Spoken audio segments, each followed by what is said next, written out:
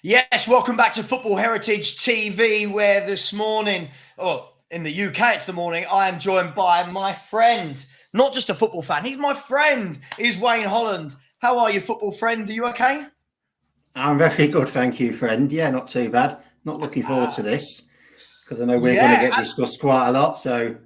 Yeah, what I like about it is, Wayne, we don't agree on everything, so I like it. We'll probably have a few little feisty conversations, and that's how we like it. But look, thank you so much for coming on. No worries. Listen, the stars have almost aligned in terms of this weekend, in terms of you agreeing to come on.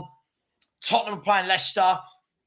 We'll talk about it in a minute, but the news this morning that Ollie Skipp is signing for Leicester. It's not even an if and a but now. It's he's having a medical, and as long as the medical goes well, which I can't see why it wouldn't, he's going to be a Leicester player. So we're going to talk about that.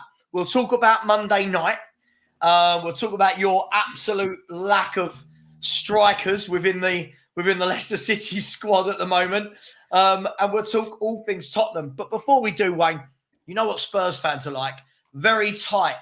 Jump on the like button, please. It is very, very simple. Smash that like button. There's 200 of you in here, only 56 likes. You wouldn't have a striker that's got a 1 in 4 conversion rate, would you? So we don't want that here. Smash that button. Please do subscribe. We're closing in now on 13,200. So please do smash that button.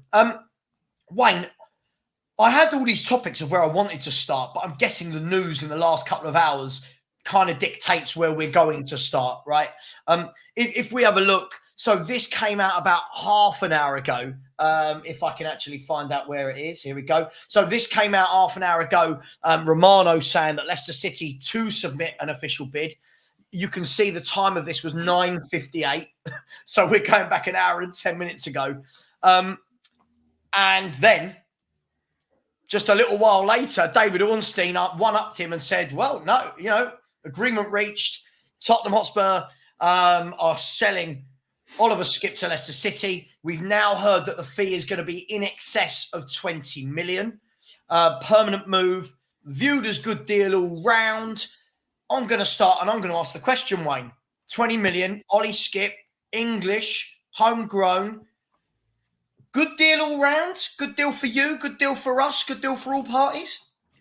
I think it's a good deal for us. Now, I know that a lot of your fans, or the majority of your fans, don't rate him, and that's fine. But he might just be what we need. He's another player. He's got Premier League experience. Yeah. Is he going to set the world on light? No. And this is only from what I've seen at Tottenham. But I don't go by what I see players playing for other clubs. It's what they do for us. Sure. And if he comes in, does the job, plays well for, say, 2/3 of the season, because not every player plays great every game. It just don't happen. But if he does a job for us, yeah, the fans will back him. It don't matter sort of where player. We signed Wes Morgan from one of our biggest rivals, 10, 12 years ago. Yeah. And how did that work out? Well, yeah, and we judged him on what he did for us, not what he did for other clubs. Yeah. Is he a Rodri? No, he's nowhere near his level. Is he good enough for us? Yeah, I think he's good enough. And he can only help. He can't be any worse than what we've got. Now, as I said, I know a lot of Tottenham fans don't rate him. He can't do this, he can't do that. But I'm more interested in what he does for us. Don't care what he does for you. So if he helps us, because it ain't going to be easy for us this season, which I'm sure we'll get onto. Yeah, we will. I'm quite happy about it, to be honest. Okay, let me ask then. So when we look at the Leicester City midfield options, and again, you'll know more than me. Straight away, what springs to mind for me, the two obvious ones are Wilfred and Ndidi, and of course Harry Winks. If I'm not wrong, tell me, is Samar still there? Samar is still here, but apparently Roma are interested in him. Okay. Samar is the most frustrating player you'll ever see. There'll be some games where he just won't run. He won't tackle. Yeah. But then the odd game, he'll pull an absolute worldie out. I mean, the season we went down, we played Wolves at home, we beat them 2-1. He was the best player on the pitch by an absolute mile. And that's the thing. That's the thing with him. We're not We've not got a great deal of strength in midfield. And if we get injuries in there, I wouldn't say we're going to be screwed, but it's, games are won and lost in midfield. And I think Ndidi and Winks are going to have big seasons. Pereira can play in there. The lad we've signed from Brighton, is it Buonanotte? Yeah, Buonanotte. Yeah, he's a good player. I like him. I've not seen a great deal of him. Brighton fan who I spoke to said that if he can get him firing, he can rip teams to bits. But he says he can be inconsistent. Sure. He's only young, but you can tell that there's a player in there. And Cooper's got a very good track record of working with young players. Yeah. So, well, look, it's going to be. It's going to be interesting because I actually watched an interview today. It wasn't really an interview. It was, what's his name? Your winger, Mark Albrighton, was on TalkSport. And he was actually talking about sometimes what fans have to appreciate. He was saying that certain players are good for certain managers, certain players are good for certain formations, certain players can adapt, others can't. And he used the example of James Justin. And this ties into what you were saying about Pereira, because he said, look, when Maresca came in, he said that James Justin was the right back. James Justin was a really good defender, but he is your traditional right back, bombs forward, gets back. He said, but when Maresca came in, he wasn't the flavour of the month because Pereira actually played the way that Maresca wanted to play in terms of more inverting into the midfield. So with that in mind, how do you think that's all going to play out with your midfielders this year in terms of will Pereira go to a more traditional right back with Skipp, Winkson and Ndidi? What do you think that's going to look like for Leicester before we talk about the game tomorrow? I think that it's going to be dictated by who we're playing. For argument's sake, if we're playing one of the big teams, we're not going to. A lot last year, Pereira would drop into midfield, and we'd just have them three at the back. But we can't. I don't think we can afford to take the chances that we did in the Championship last year. I think Pereira is still a very good fullback. Justin is a better defender. Yeah, his speed in recovery is incredible. But Pereira is a better all-round player, if that kind of makes sense. Going forward, Pereira's as good as anything we've got. He's not quite as good as Fatima or Mavidida, but he can play that role if needed to be. Yeah. And so obviously signing Skipp is going to help in that way. So we'll have to see how it goes. That's all I can say, really. Yeah, it feels very. It could be an absolute disaster for this season, but it could also go very well.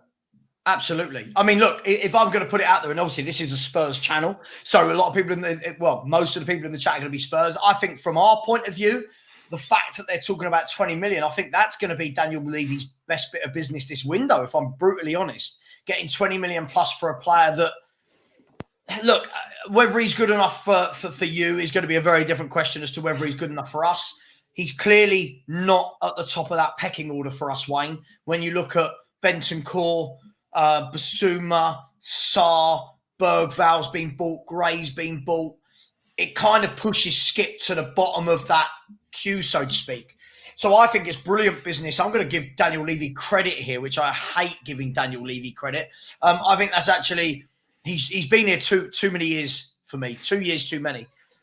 The interesting thing from a Spurs point of view, Wayne, and I'm not sure how interested you'll be in this, but is Spurs now have a bit of an issue with homegrown. And we've signed Gray, who helps homegrown.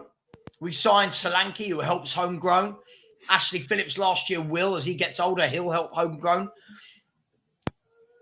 The difficult thing with selling Skipp to you guys now is it now leaves us only 2 club-trained homegrown players at the club. And that is Alfie Whiteman, don't worry if you've not heard of him, and Brandon Austin are 2 sub-goalkeepers, if you're not including Fraser Forster.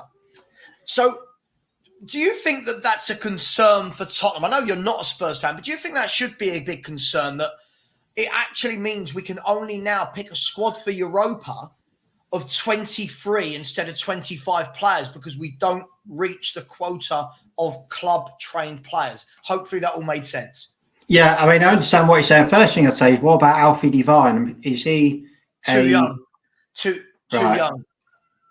I believe they need to be 21 and over to be classed as club trained. I'm pretty sure. Someone might tell me I'm wrong, but pretty sure. Yeah, well, it don't sound great, does it? But if you would have known this from the end of last season, and you ask yourself, why have you not addressed it?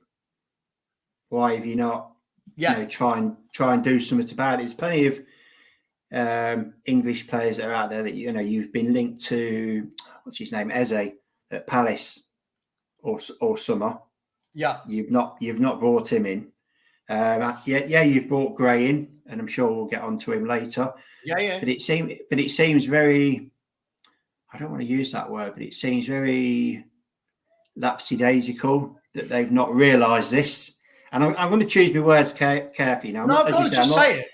I'm not a Tottenham fan. I've not come on here to dish your club. But that seems, it's almost like a neglect of duty to realise that you need certain things. Yeah. To name your squads, and you've not addressed it. That seems very odd for a club of your size. I mean, that's the sort of thing we do, and we do it. We would do that, but you wouldn't expect a big club like Tottenham to do it. Yeah. I mean, look, you can say that. Unfortunately, what we're doing now, and look, how honest I am, Wayne, and you'll back me up. I think I said this to you off screen. I think what's happened at Tottenham is a lot of fans didn't actually look deep enough into the situation. And at the beginning of the window, we're talking about all these top players coming in. People were going, we want Krashkilia and we want Vlahovic and we want, you know what I mean? We want this player and that player and Zubamendi. And I think what we've actually realised is where the club's been run poorly for the last 5 to 10 years, no one in the background throughout all of these directors of footballs or scouts has actually realised, shit, we've got to have homegrown. We've got to have club trained players at this football club. So what we're seeing now is a lot of younger players are being bought so that as we progress over the next 2-3 years, some of them then become, do you know what I mean? And that's the difficulty I think with Spurs at the moment. And Wayne, the Spurs fan base, you go into the Spurs chat rooms, it is very divided. And often without context. And I think, look, you get people like me who I'm known to be one way in the Spurs community. So it doesn't matter what I say, Wayne, people will just believe what they want to hear anyway. And the big thing I'll ask you is this. The biggest question I ask, and you've been in WhatsApp groups with me, you've seen my shows, I'll always ask this question. When we're looking at transfer windows, I always say, when people say, how good's this transfer window been? I always say, what do we want to be as a club? Before I can say if it's been a good window, what do we want to be as a club? Because I look at the Spurs window this year with a lot of kids and I say, if we want to be a club that finished 5th, 6th, 7th with the odd 4th place every 5 or 6 years, this is great. Keep doing what we're doing. If the aim of the club is to be chasing Liverpool, chasing City, chasing Arsenal, then I don't think it's a great window. But people lose that in translation, Wayne, and just go, oh, you think everyone's shit. You hate all the 18-year-olds. Do you see where I'm coming from? And what do you make of Spurs transfer window? Oh, look, there it is. How hard do you want me to go? No, Wayne. I think the thing is with your fans. I think your fans get so emotional with players, no matter who you sign and who you've still got. And I think, I don't like a name drop. Mr. Box Office said this. Your fans get so emotional with players because you never win anything. It's you look at your academy. Now I don't know who's at your academy, but you're signing all these youngsters. What does that say to all your academy players? They're going to think, well, why should I bother doing that extra 10, 15%? Because the club just keep bringing in 17, 18, 19 euros anyway. So where's the incentive for them to go on and make themselves better? There's none. There's absolutely none at all. And it seems, the thing with, and I keep hearing that you're buying for the future. When are you going to actually do the thing that you should be doing and buying for now? I'm not allowed to say it, Wayne. I'm not allowed to say it. The thing is, but the thing is, common sense tells you. If you go back to the Poch team, it was a great team. can't say that it worked. But if you'd have added 3 top players at that team, the season after we won it, I think you would have pushed Chelsea a lot closer, and you probably would have won it. But you never did. It's almost like Tottenham never took that final step. And I mean, a lot of the players that you sign, I look at, I think, why had he signed him? What does that make? That doesn't make any sense to me. Yeah. I don't get the Archie Gray sign. I'm not going to go horrible on the kid. I don't know him, but I also watched him about 20 times last year at Leeds, so I think I've got a pretty good idea on how he plays. Yeah. You know, you spent £40 million on a player who was Leeds' 5th best player last year. That's the reality.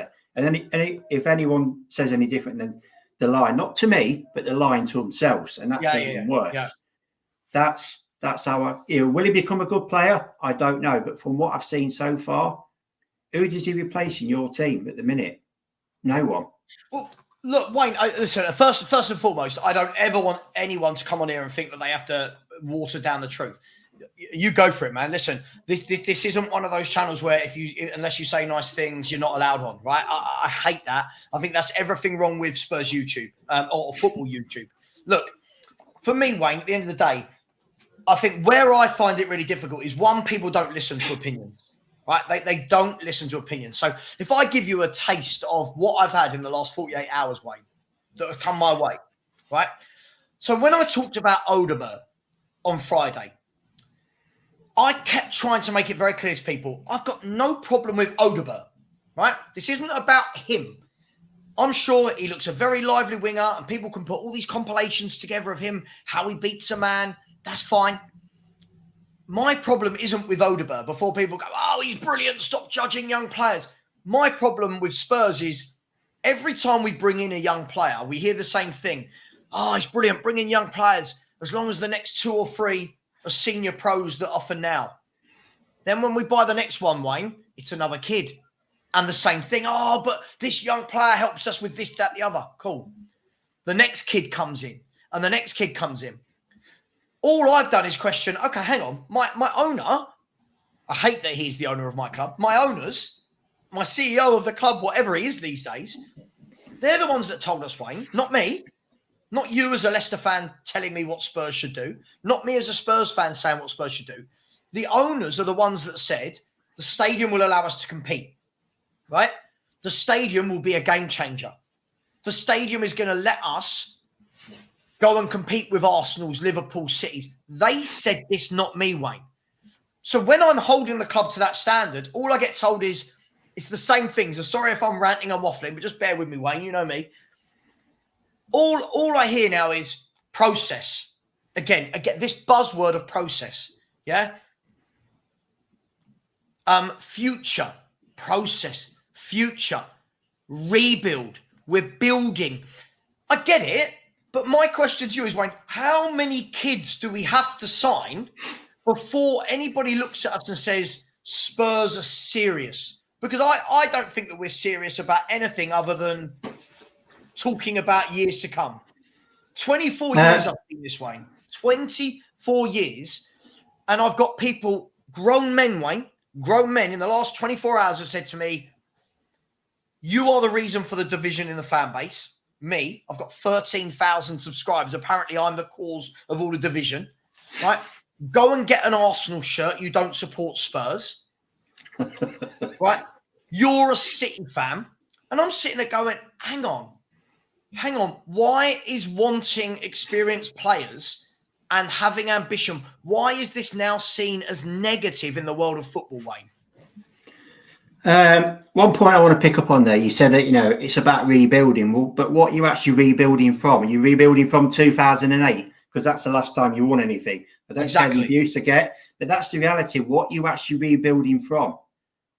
It's like the videos that you, Stel, and everyone else puts out over the summer. You might as well just replay videos that you played from the previous year, because it's the same conversation every single time that you're going to go out, you're going to buy all these players.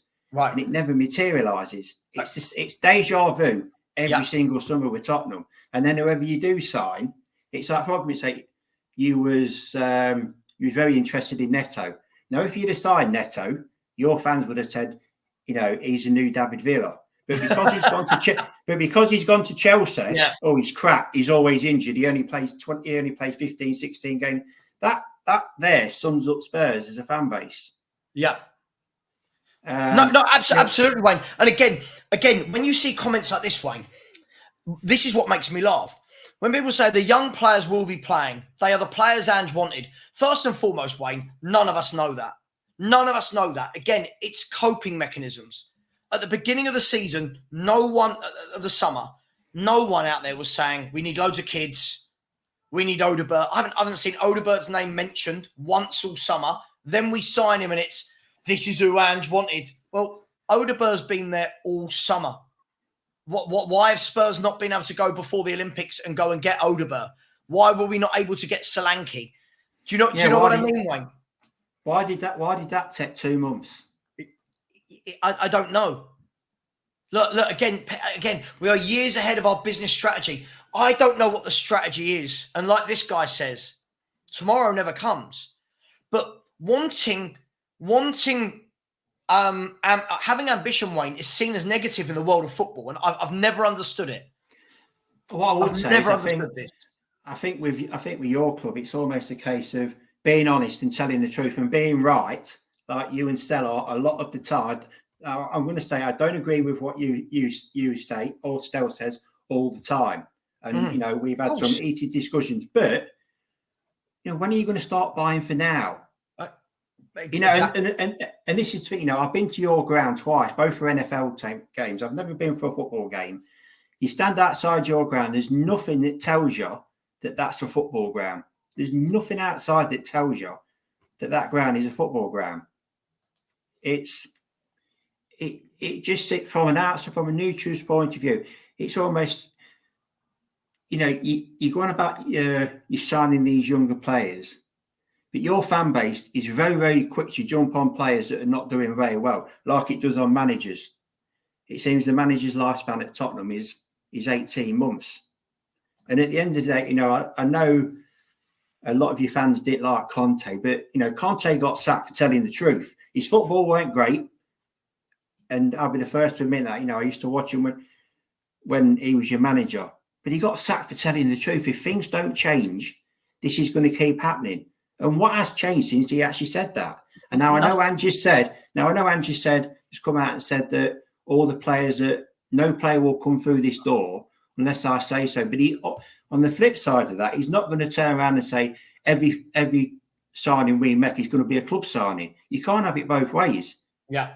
You can't tell me that when Harry Kane went, that he looked around all of Europe and all the UK and that he wanted to spend 48 million pounds on Brennan Johnson. He won't get in our team.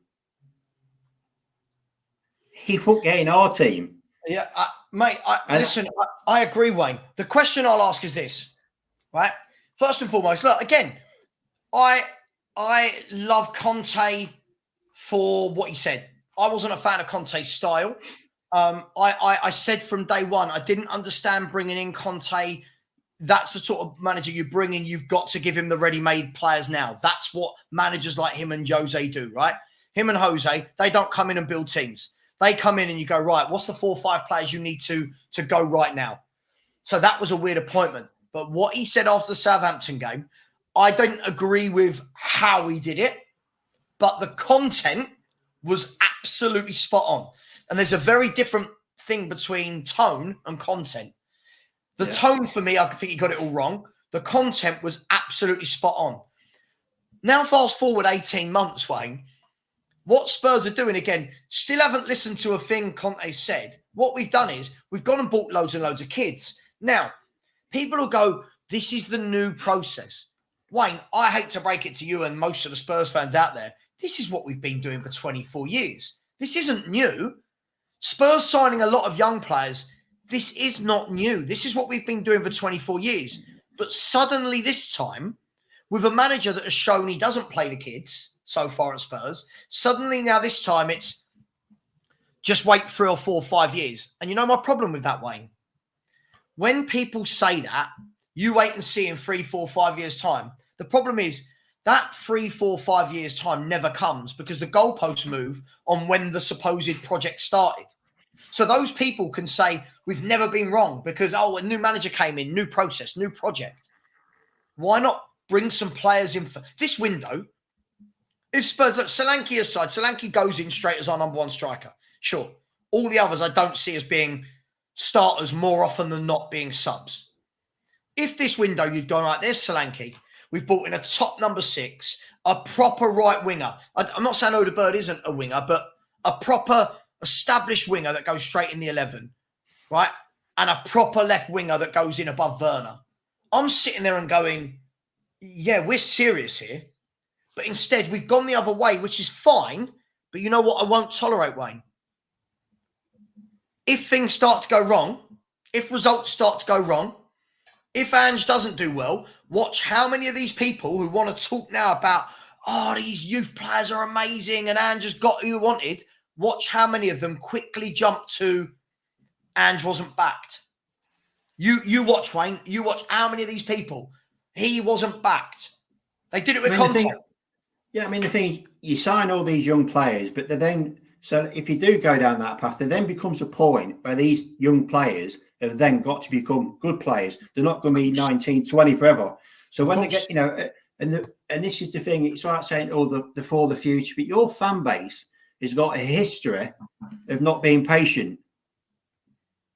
No matter whether it's the manager or whether it's with a player. Now, for argument's sake, let's say Bergvall comes in this season for the first 15 games, he's really good. But then he has 10 games where he's shocking. Your fans won't think twice about turning on him. But the thing is that as a neutral, that's how a neutral looks at it. Agreed. It's like, whenever I say, when I speak to my friends with other fans in the country, and this is even coming from an Arsenal fan, do you ever worry about Tottenham? And they all literally say the same thing. It's like they always have a purple patch every season.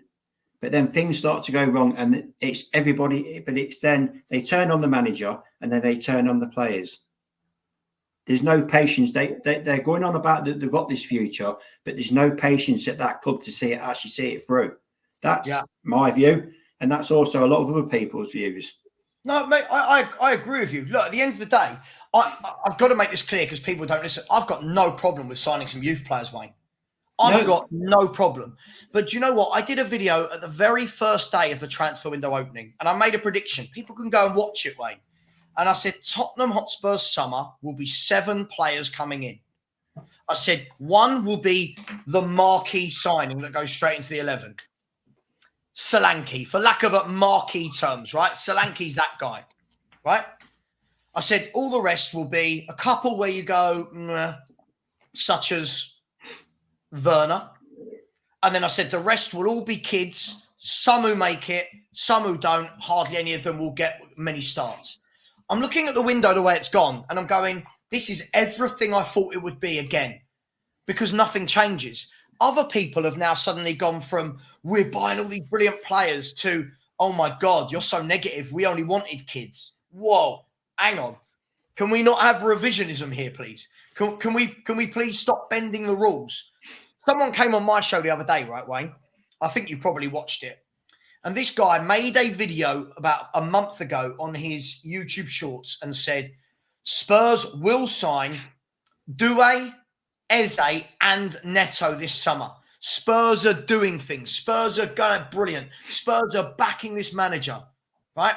That very same person is now putting out videos going, Odegaard is excellent. This is a great strategy from Tottenham. Hang on, Wayne, you can't have both of those two things. You can't sit there on one hand and say, Eze, Neto, Doué, and then the next minute go, oh, actually, this is the method to go down.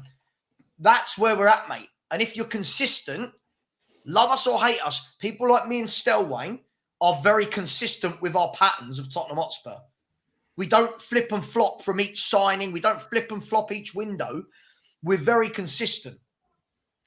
And when do these... Look, I'll show you this, Wayne. Let me show you this. I put this up the other day, right? Where are we? Hopefully that's still there. Oh, it's got rid of them. Sorry, it was... Oh, sorry, it's reset that. Basically, I put out what will probably be the likely first 11 going into the season. And it was Vicario in goal, Porro, Van der Ven, Romero, Udogie, Bentancur and Sarr, because Basuma's injured, Maddison, Kulu or Johnson with Solanke and Son. Right? I don't think anybody would really debate me too much on that is going to be the 11. So I'm now looking at all these youngsters that have signed and gone, how many of them will start how many games? So if this is a youth process, Wayne, how many of those youngsters for Spurs do you see getting more than 10 Premier League starts? And I'll show you them again. How many of these do you think get 10 Premier League starts for Tottenham Hotspur this season? Well, the only one I'd say is Bergvall. Oh, apart from Solanke. He's obviously. Oh yeah, remove Solanke. He's a seasoned pro. Talking about the kids. I think and I think Werner will play a lot. And the reason I think he'll play a lot is because there's no way Daniel Levy is going to pay someone 170 grand a week for him to sit on the bench every week. That just ain't going to happen. And if your fans can't see that, then what else can I say? That just is never going to happen in a million years. Yeah. Now, also the problem with playing these kids is if they come in, they play 2 or 3 games and they're not very good, your fans are instantly going to be on the back. And why would you spend £40 million on Gray when you could have gone and got, I don't know, Ugarte from PSG, or the guy, I can't remember his name, he plays for Borussia Mönchengladbach.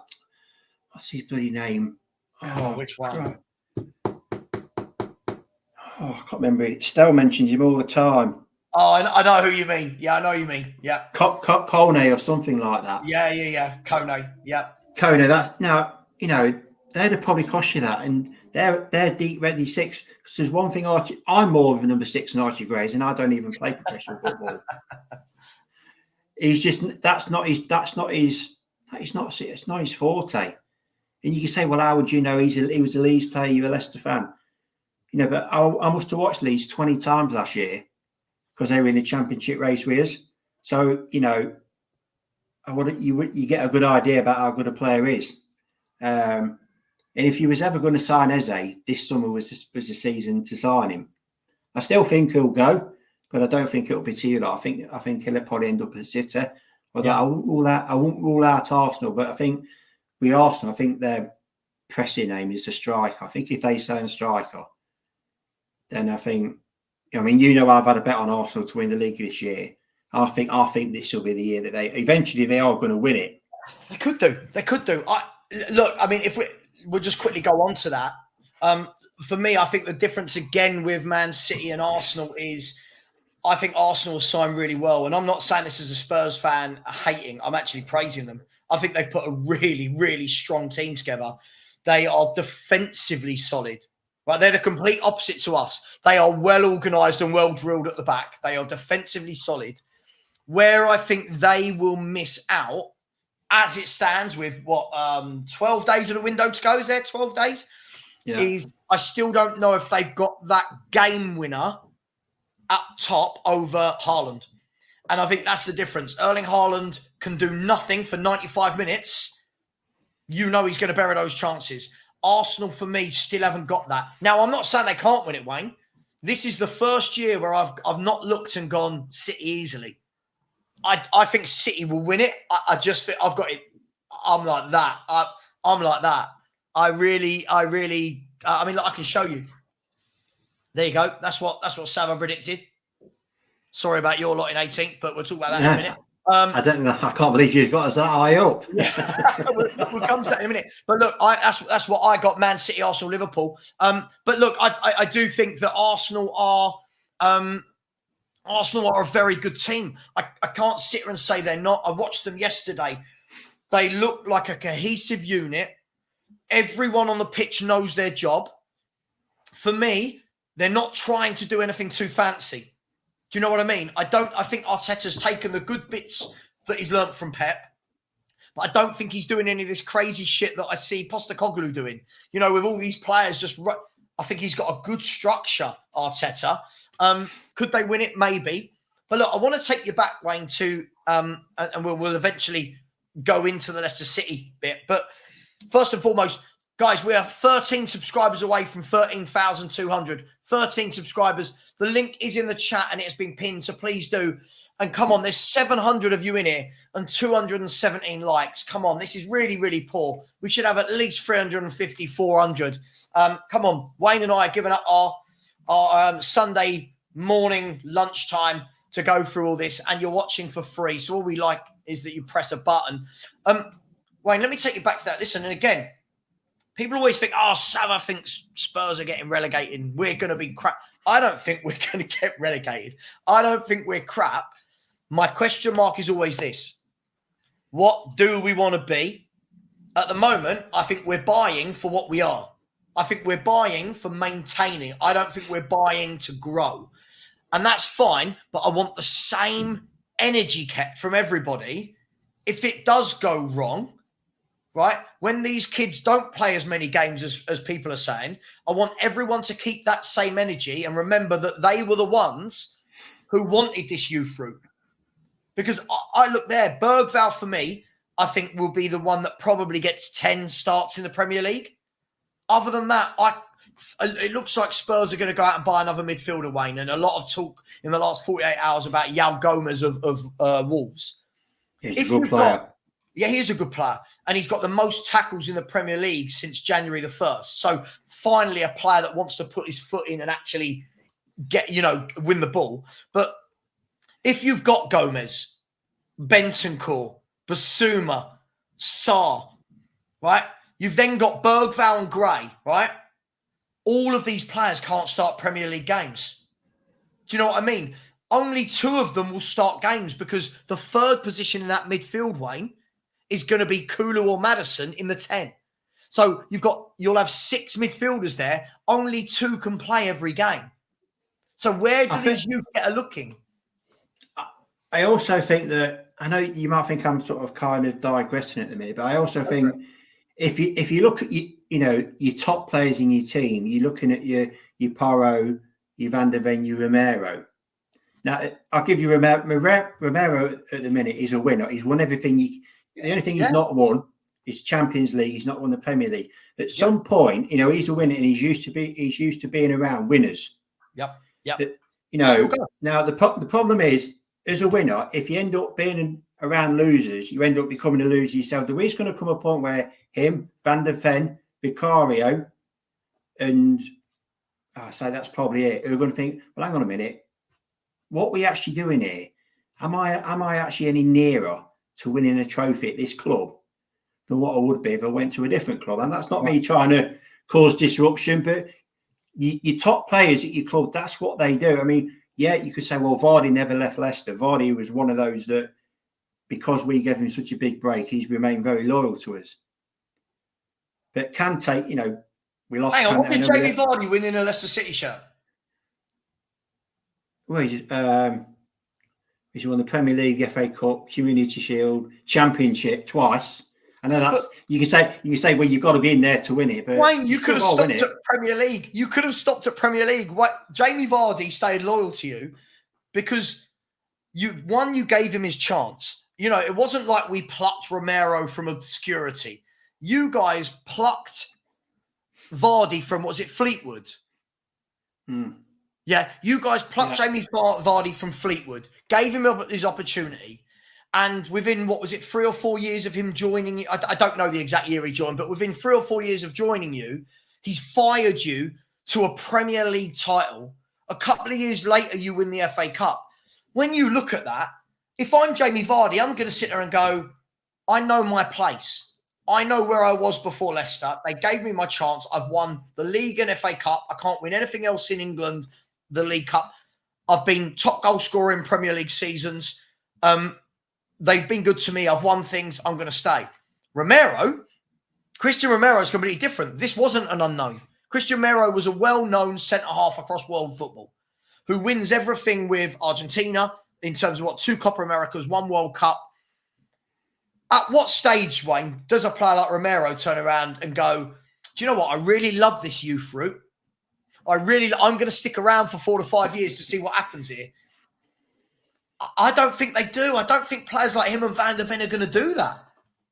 Yeah, I mean, if someone was trying to sort of counter your argument, you could turn around and say, well, you look at Martinez at Man United, but we all know that at some point within the next 3 years, Man U are going to be back there.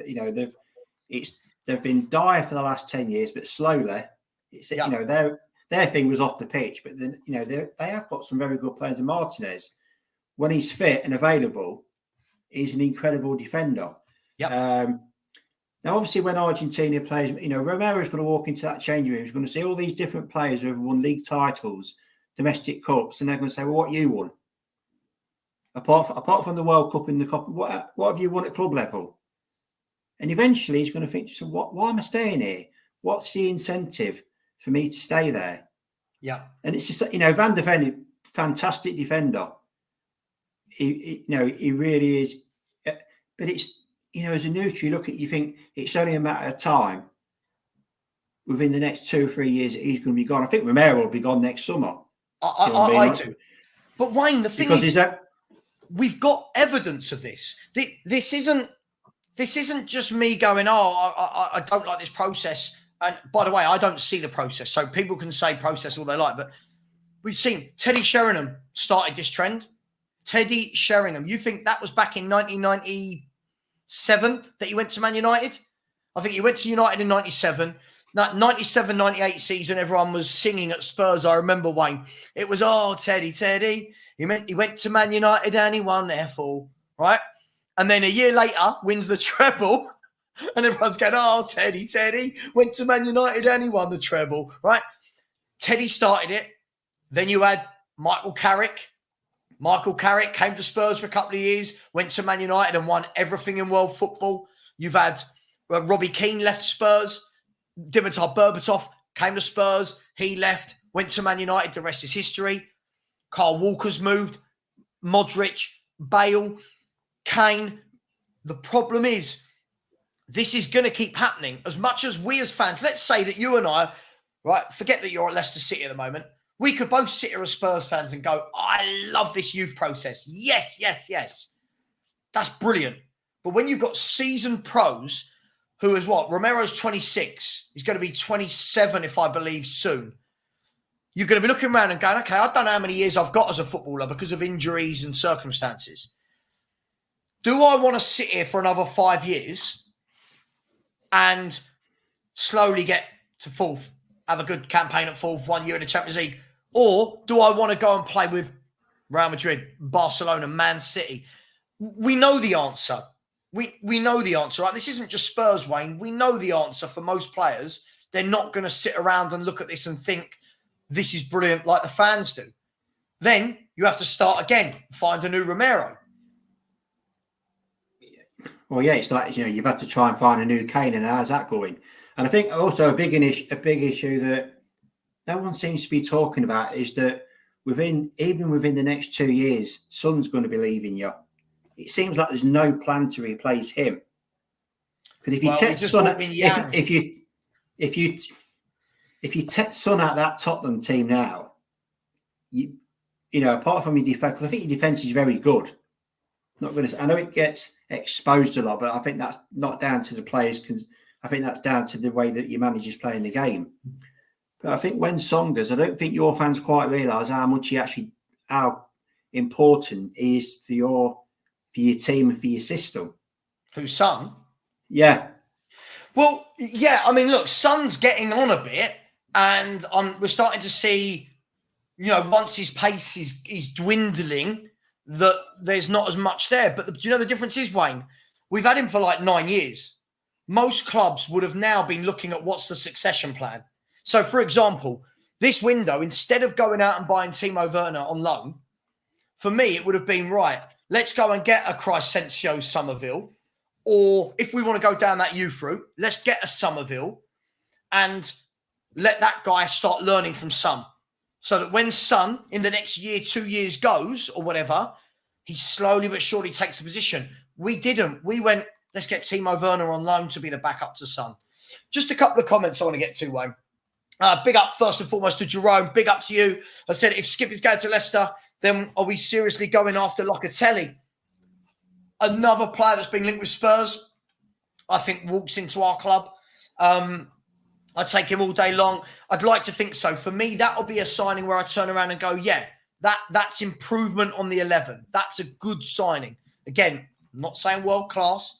I'm not saying he takes us from 5th to winning the league, but that for me is a very good signing. Big up to you, Jerome. I really appreciate that. Foggy Foam was talking about, when I was talking about Ange not playing the youth, I think what we've got to remember here, Mickey van der Ven was 22 and had multiple years experience in a top flight league. We're talking about Mickey van der Ven as though he was an 18-year-old unknown kid that had never played first team football. This is a kid that was the under-21 Dutch captain, was just making his way into the Dutch national squad and had a couple of years in Germany where he did really, really well. So it's very different. Udogie as well. Udogie had 2 full seasons playing for Udinese. This wasn't a kid we'd plucked out of nowhere, and suddenly we were playing him. And Papa Sarr's been at Tottenham for 3 years, mate. Papa Sarr's 22 now, or 22 this year. This one makes me laugh. The Right Show. You know when I said, Wayne, people don't actually listen to what I'm saying. When the Right Show says, Sav, what do you really want? It's all negative. It's not negative. Listen to what I've said. If Tottenham want to be a 5th, 6th, 7th club, what we're doing is fine. Maybe every now and then we'll get 4th. That makes sense, Wayne, doesn't it? Right? Yeah. What I'm saying is, if we want to be better, which is what we were promised by the owners, then we need to do more. It's really not that difficult to understand. And it makes me doubt people's level of listening skills. I've never said it's negative. I've never said we're bad. But what are we actually trying to be is always my question. I mean, you're correct me if I'm wrong here, but when when it came about that you were moving to a new stadium, did he not say that when we go into this new stadium, it allows us to compete with the bigger teams about Europe? Well, let's be honest. Since you've gone into this stadium, you've actually going down. You're not actually gone up. And who have you signed? And you look at it and think, yeah, he's a great. I see a lot of videos where people say the last top player that we signed was Van der Vaart. And what year was that? 2010. I mean, this is not even me being I can't remember the last time Tottenham signed someone. I thought, yeah, he's very good. He's instantly going to make them an excellent team. Mate, I didn't know much about Van der Ven and didn't know anything about him. I think them two are, in my opinion, they're your best 2 players. That's my view. So yeah, I mean, Reza, there's a reason why Scarlett never got a fair run at Spurs.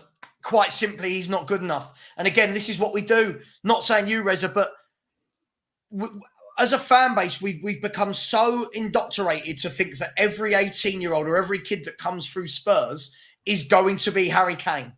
And unfortunately, it just doesn't work like that. Most of them don't make it. Look, Mark Cook, big up with the super stick. I really appreciate you, Mark. Thank you. Hope you're well, my friend. Hopefully, Mark will testify that I'm not this horrible person that many people seem to think I am away from YouTube. This horrible guy that doesn't have fun at parties and he's horrible to everyone. Big up in the chat. Donna Cullen has given a Football Heritage TV membership. Big up to you, Donna. Thank you very much. Really appreciate that. Donna's gone on to say, Wagwan, Mr. Savva, are you coming to the game next week? No, I will not give Daniel Levy any money. I've made that very, very clear, Donna. I have a seat for your RSVP in VIP Lounge. What's your choice of caviar and wine? What's this got to do with anything? Please keep it football, Donna. Please keep it football. I don't want my channel to turn into a joke channel like some of the other ones. Look, Wayne, in 2 minutes' time, actually, as it hits 12 p.m. in 6 minutes' time, we're going to talk about Leicester Tottenham Monday night. Just want to round this off. I can't keep saying the same thing, though, Wayne. I can't keep saying that there's nothing wrong with Spurs. We are a good team that will keep doing what we do, whether it's 7th, 6th, 5th. Great. But we've been that for years now, Wayne. We've been in that bracket for years. As you said, the owner promised us the next bracket. So when me as a fan is asking, when I'm asking that question, Why is that considered negative? When I need to know, why is it considered negative when I'm actually asking for what the owners promised us? It's not being negative. It's about being honest. Because your fans won't. No, I'm going to say your fans. The fans that call you negative, they don't want to accept reality. It's like they're living in delight. They're living in denial. They must be living in an alternative reality to everybody else. I mean, the screenshots I send you, the stuff that I see on Twitter. It's mad. Once I've stopped laughing, because even in my most delusional days as being a Leicester fan, I would never have said some of the stuff that we've said, that some of the Tottenham fans have come out with. And it's like every player that you sign is a generational talent. Everyone, yeah. In 3 years' time, this kid's going to be worth £120 million. When this midfield three get together, everybody else better watch. And the funniest thing, and I know and I'm not going to name drop here, but you'll know exactly who this is. I seen his stream about 4 months ago, and this guy's words were, the only difference between us and City is that City play in blue. I'll say it. I'll call it out. Eltel said it. And listen, I love Eltel. He's a really nice guy. Yeah, and he comes across as a great bloke. He's a great bloke. His streams are really good, actually. He is. I love Tel. But when he said that, I'm like, what can I just couldn't say anything. But you know why, Wayne? If you say nice things on YouTube, you're considered a better fan. So have a look, right? Like this, for example. You are very negative. Listen, do you know what, Wayne? I was called negative last year, and I got the prediction spot on, right? This year, I've said 7th, right? If we sign maybe a Gomez, might change that to 6th before the window shuts. But I want to know, how many times do you have to be right before being negative is actually called, oh, hang on, it was realistic? I just don't get it. It's not just me, by the way. There's loads of fans in my chat right now that have been with me from the beginning of this journey on the channel. They've always said the same things. They're called negative every day like I am. And yet the people that just say the nice things, Wayne, they're never held accountable for being so wrong every single year. This is the thing. I'll call it out. Last year, on all these channels, Sean at one point said, why can't we win the league? And I love Sean. Nothing. I'm not having a go at him, right? But Sean's seen as a positive fan. Henry came out and was like, why can't we win a league? A couple of more signing, right? Dave, the Irish Hotspur, love Dave, comes on every week. Really love Dave, really good friend of mine now, right? But again, he was saying we can win a league. Jim and Kate, Jim, why can't we win a league? All these people, I've got nothing against them, but they're all considered positive Spurs fans that aren't negative, and they're real fans, Wayne. Me, I'm one of the only Spurs YouTubers who sat there and went, we're not winning a league. What are people talking about? You're negative. Get behind the club. I don't know what I have to say before it stops becoming this you are negative vibe. It's pointless. What I would say to that is if the players that you've got now are so good, according to your fans, if your team is that good, then why do you need to go and sign 5 or 6 players, first teamers? If your first team's that good now, why do you need to sign that many players? Now, you could, when we won it, we didn't have the best team in the world, but we had Kante, we had Mahrez, and we had. You said earlier about Arsenal winning the league. Now, the season we won it, Vardy he wasn't great that season, but everything he hit went in. And Mahrez and Kante was just incredible. I've said this countless times, we never win the league without Kante. To win the league, you need game changers, massive game changers. Yeah. And you look at that Tottenham team, you think, well, who is it? Who's your Kante? Who's your Vardy? And who's your Mahrez? You haven't got any of them. But you look at the teams that could win the league, Liverpool, Arsenal, or City. All three of them have all got those. Have got those game changers, and that's what you need. It's an anomaly that we won it, but I'll always have that, and I can always fall back on that. Wayne, I agree, but I think the problem is the words positive and negative. I don't know why it has to be one of those words. For me, I'm positive that Spurs are what they are. I'm positive that we're better than most of the teams. Like when I'm asked about Ange's style of play, it's not for me. I think it's so far one way to the other that you're just going to get opened up. But you know what it will do, Wayne? It will beat most of the teams in this league that we're better than. Of course it will. Of course it will. Like, we're going to talk about Leicester Spurs in a minute. I don't expect Spurs should be losing to Leicester, no offence. I don't expect Spurs will play Everton at White Hart Lane next week, and I'm not expecting Spurs to lose, right? The question marks will come in those bigger games. What does this football do? But the moment you say that, people don't like it. And, I've been this week, you're AFTV. Why? I'm not swearing at anybody. I'm not shouting at anybody. I'm not trying to fight my fellow panelists. I'm just putting it out there, like I did this time last summer. I don't think enough has changed that I see that Spurs, some people think we're going like that on that trajectory. Last season, Wayne, our form went like this. Our form went off the top of a cliff last year. So for me, I just think we're okay. We're okay. We are what we are. But I want to talk to you, Wayne, about, first of all, the likes. The like situation is shocking. 281 likes, 730 people. We're only 11 subscribers away now. 11 from 13.2K. Please smash that button. There's over 706 of you in here. Hopefully, most of you are grown up enough to understand what I'm actually saying about Spurs. Not, get an Arsenal shirt. I love that. Wayne, do you know what I love? I love when people say, get an Arsenal shirt. Because when inevitably at the end of the season, I'm not wrong again, these people, none of them, what they'll do is, none of them will go, oh, God, I was really wrong. What they'll do is go, but injuries. But this. But change of manager. Excuse after excuse after excuse. I mean, you're saying about, about why don't you sod off down the Emirates support? Now, we have, there's always been division in Leicester fans, and we'll always argue amongst ourselves. But one thing that never ever gets said, you could have me and whoever arguing on Twitter, but one of us will never turn around and say, why don't you support that? We're going to support the Tree Huggers or that lot down the M69. We'd never say that. It just, and I don't know any other fan base that says it apart from Tottenham. I don't know.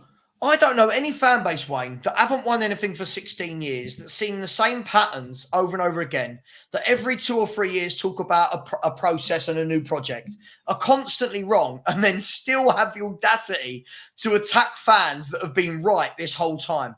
It is the most backwards thing in the world. If I sat here now, right, I truly believe we're going to win the league or finish second this year, right? Somebody should section me for that opinion. But YouTubers say it and fans go, this is why we love your channel. I see it all the time. This is why we love your channel. The positivity, not like those negative clowns like Savva. So do I just have to say nice things? Is that what we're doing? No. This is the thing. I try and get what's the word? There's about 7 or 8 clubs whose streams I watch. So Tottenham's one of them. City, Liverpool. I don't watch Arsenal because I don't need to, because you can see everything on Twitter that's going on AFTV. And there's a couple, Leeds, Chef Wednesday, and there's a Millwall. So I tend to, but when I go to these clubs, I tend to try and find like yours and Stell's channel, who's very honest. But then I try and also go to the other side of it to try and get a balanced view. Sure. And with the other clubs, you think, I can kind of get what they're saying. But you get to Tottenham, and I think you're just being so delusional. It's mad. Yet you call in all these negative, but if they're being negative, they're actually being right. Why can't you actually see that? To me, as an outsider, it makes no sense. As a neutral, it's like every other fan base in the country can see it, apart from your own. And that, as a Tottenham fan, that must be absolutely infuriating. Do you know what's infuriating? Again, I look at this window, right? Again, I've shown this so many times. I look at that window.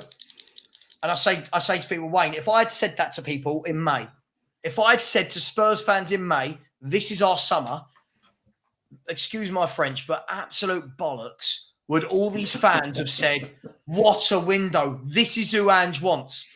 We sign all these players and this is who Ange needs. And suddenly they're all Ange players. I don't know what this means, Wayne. I don't know what this means. You see, you're saying that, they're going on about if it's what Ange wants, then Ange should have him. But these were also the same fans who were saying, well, if Conte wants him, then we should get him. But they all, do Do you know what? And this has been the last time I mentioned Conte. Do you know what makes me laugh about that was that all season, all summer, and all that season, all to Christmas, a lot of you fans were saying, "Come on, Conte, just tell us what you think. Call the board out." Yeah, he did it. Oh, he's a disgrace. How dare he say that about... And you're right what you said earlier. The tone was wrong, but the context was absolutely spot on. But the point is, all the fans who were calling him to say something all flip-flop the moment he actually said it how it was. Because, again, they couldn't face the truth. I mean, as a fan base, you can lie to me and lie to everybody. That doesn't make any difference, but only a fool lies to themselves. Well, yeah, look, let's move on to the Leicester thing. Before we do, look, Bush Ranger, you've put in a couple of comments, and big up to you, my friend. I like Bush Ranger. But again, it's not about Stell and I saying we're right every season. The problem is we're attacked every season, Bush Ranger. Stell and I will be attacked every summer, like we're being attacked now as being negative, but it's all right for people to go completely the other way and be delusional, and they're seen as good fans. I'm seeing people put out videos now like, what Odegaard brings to Spurs. And I've watched some of these videos and they're showing a million highlights of the guy beating men and there's no end product. Now, he's 19. I'm not expecting loads of end product, but he's 19. So before we go, this is what he adds to an Ange system, let's see how many games Odegaard starts, shall we? Before we start talking about this was Ange's guy and this is what he's going to bring to Tottenham Hotspur. Wayne, look, let's move on from that. It's not an easy prediction, Bush Ranger. I'm told every year I'm wrong. So how is my prediction easy? Can't have it both ways. Wayne, Tottenham play Leicester City. Your lot. Monday night. Hello, Kat. Monday night. And I'm very confident of this. Tell me if I'm wrong. I'm looking at Leicester. It looks to be a bit of chaos at the moment. I'm not too sure what you've actually done in the transfer window to suggest staying in the league. I can't see where your goals are coming from. Change of manager. Talk to me. What's happened to Leicester this summer? How long have you got? It's just the club. It's just a total shambles at the minute. And I'm talking about off the club. Off the pitch. You know, I feel that Cooper's come in and he's been completely utterly thrown under the bus because we've not gone and signed, we didn't walk the league, but we came up, we went down, we came straight back up, which was a great thing to do. But it was also very evident that we was also going to need to improve the team. Now we've lost his best player from last year in Dewsbury. He's gone. But the point to where I've got to has been expression. It's been built up over time. If you go back to, I'd say literally when we won the FA Cup, it's literally been an absolute car crash in saying we were giving players contracts. Who can I pick on? I don't want to sort of Ryan Bertrand. Signed Ryan Bertrand on a free transfer. Yeah. On a 2-year contract, paying him 85 grand a week, and he played 4 games. We were paying inflated wages to players who weren't very good, players who were down in tools because they weren't being picked, and it's just escalated from there. And when we got relegated, the club did a internal review, but nobody's lost a job. Not advocating people losing the job, but the balls up that went on behind the scenes. And it's almost like the club don't care. It's, I'll always be grateful to the Thai owners that what we done when we won the league. But what's going on at my club now would not have gone on if Vichai was still alive. No way in the world. Rodgers should have been sacked 8 months before he was, in my opinion. And it was like a big car crash waiting to happen. And we've come up this year. And if we get to 20 points, and I hate calling the team, I love the team. Doesn't mean I have to like the regime. I'll always support the team, no matter if we're in League 2, but the players need help. They can only do so much. And I'll never say that we're going to get hammered every game. Like this? Yes. And that's not Cooper's fault. Cooper's been, here's your boat, giving his oars, but he's not been told there's loads of holes in it. It's just, it could, we'll probably turn up and play like Prime Barcelona tomorrow. That'd be a typical Leicester thing to do. It'd be either that or Son or turn into Diego Maradona like he normally does against us. Yeah. And, so tomorrow's game, I'd take a draw now. I would absolutely and utterly take a draw now. I'm not going, I refuse to give that club any more of my money because it's almost as though they've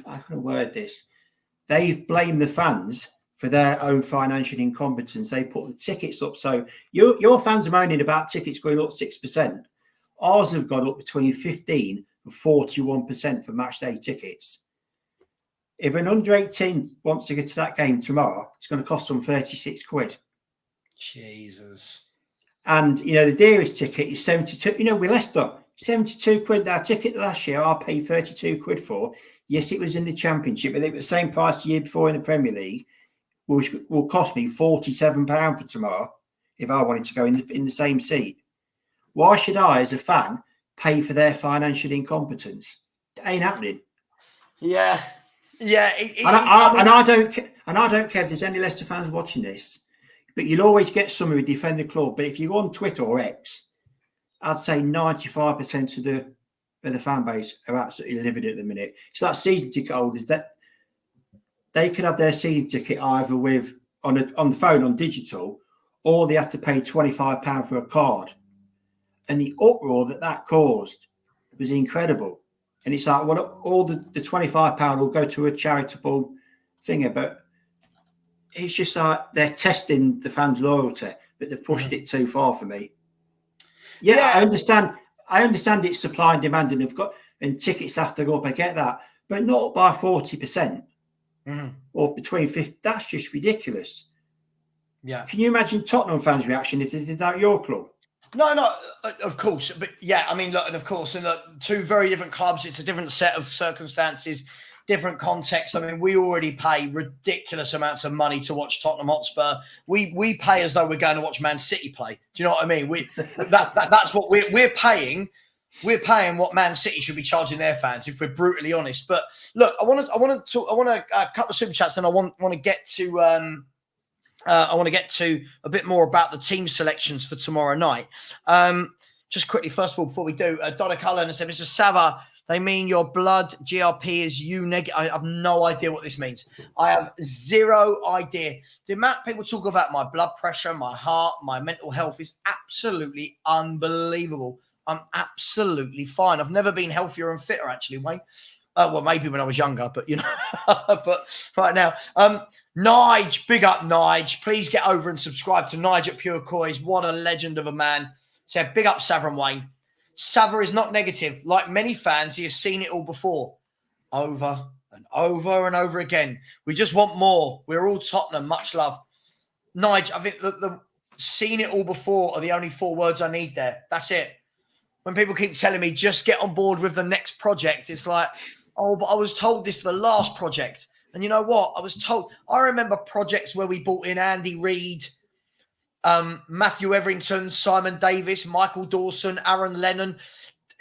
I mean, I could keep going, Wayne. The number of young players, and every time we're doing it differently at Spurs. It doesn't work. It doesn't work.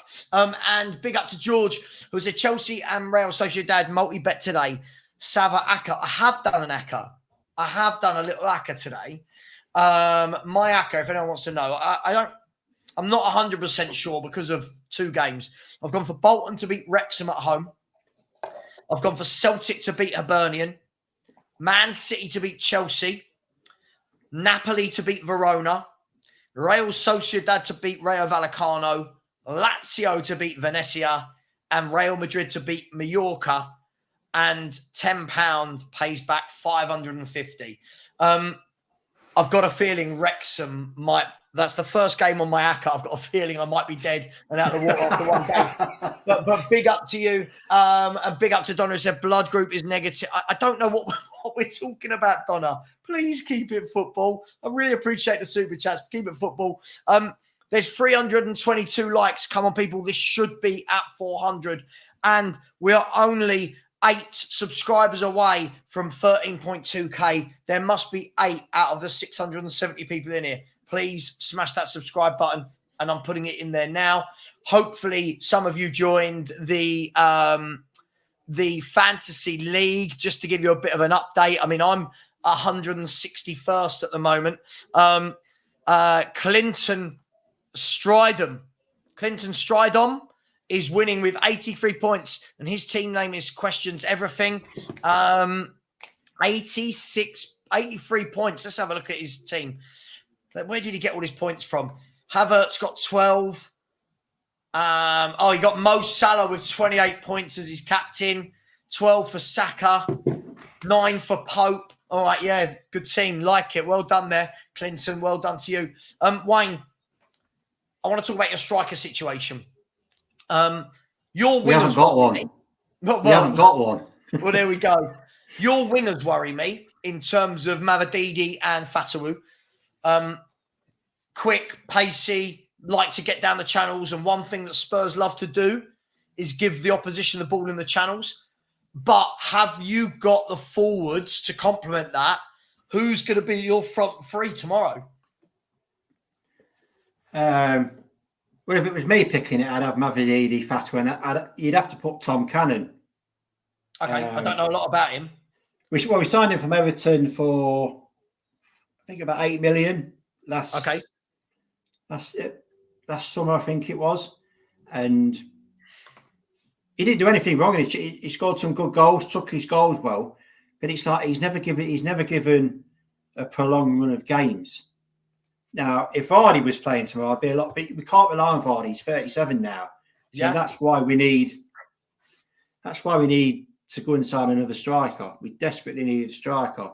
I think defensively, when they're all fit, I'm not over concerned. I think defensively we'll keep a lot of teams out, but I think the major problem is going to be for us is going to be scoring goals, because we've not got, whether Mavididi goes into the centre or whether we play with a false 9, I don't know.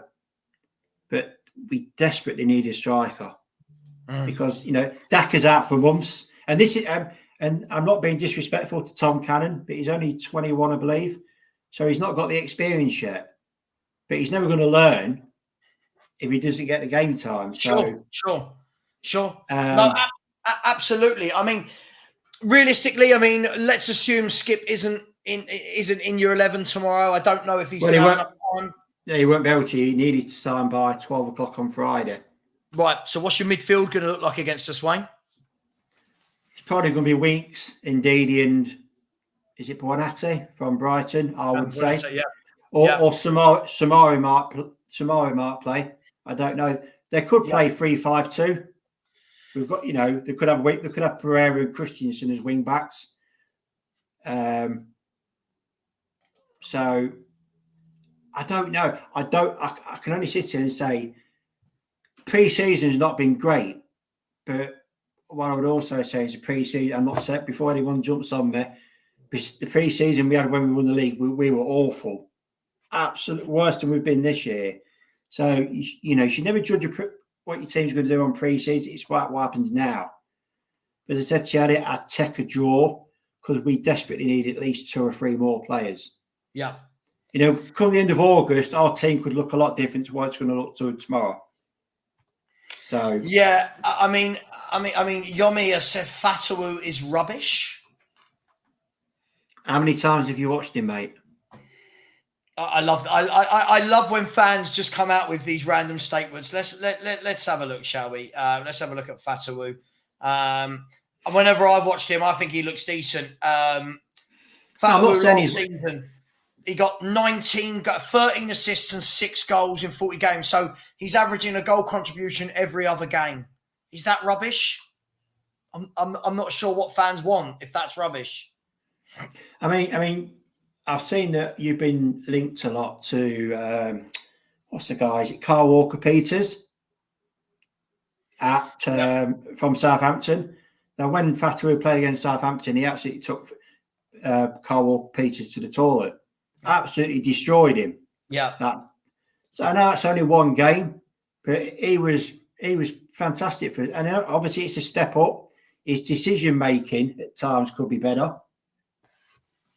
But as I say, I'd take a draw now. But it wouldn't surprise me if we suddenly turn into prime. It'll either go one or two ways tomorrow. We'll either get a draw or we'll be 3-0 down after half hour.